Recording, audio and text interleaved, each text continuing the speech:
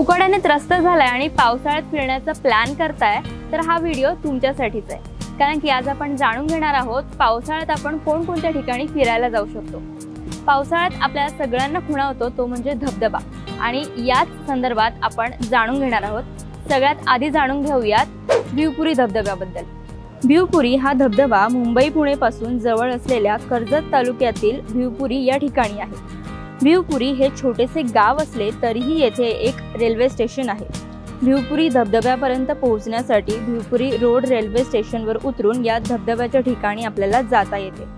20 फुटांवरून कोसळणारा हा भिवपुरी धबधबा अनेकांचे आकर्षण ठरतो। पर्यटकांचं केंद्रबिंदू असलेले ठिकाण ते म्हणजे माळशेज घाट।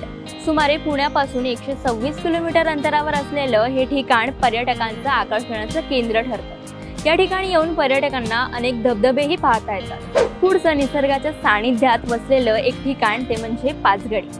महाराष्ट्रातील सर्वोत्तम ठिकाणांपैकी एक समजलं जाणारं पाचगणी अनेकांचं आकर्षणाचं केंद्रबिंदू ठरतं। पाचगणीमध्ये सुंदर आणि मनमोहक फुलांनी बहरलेला कास पठार आहे। कास पठार या ठिकाणाची युनेस्कोने सुद्धा दखल घेतली। मॅप्रो गार्डन पाचगणीतील सुंदर उद्यान आहे। यासह महाबळेश्वर, राजापुरी लेणी, ढोल्या गणपती यासह विविध ठिकाणांना पाचगणीमध्ये जाऊन पर्यटकांना भेटी देता येतात। पुढचं पर्यटनाचं एक उत्तम ठिकाण ते म्हणजे लोणावळा आणि खंडाळा। मुंबई आणि पुण्यापासून जवळ असलेलं ठिकाण म्हणजे लोणावळा आणि खंडाळा।